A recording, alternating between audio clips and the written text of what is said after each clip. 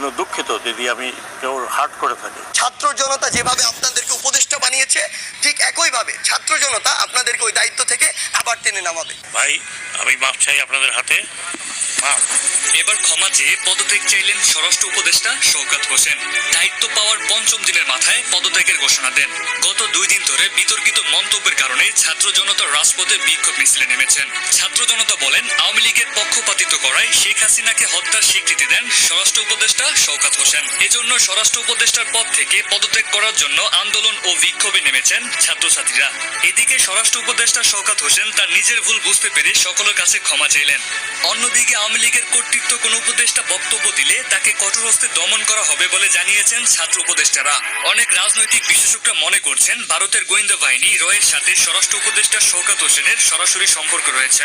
সুপ্রিয় দর্শক, এই বিষয়ে আপনার কি মতামত কমেন্ট করে জানিয়ে দিবেন। এছাড়া আমাদের এই ভিডিওটি যদি ভালো লাগে তাহলে আমাদের এই ভিডিওতে একটি লাইক করে আমাদের চ্যানেলটিকে সাবস্ক্রাইব করে আমাদের পাশেই থাকুন।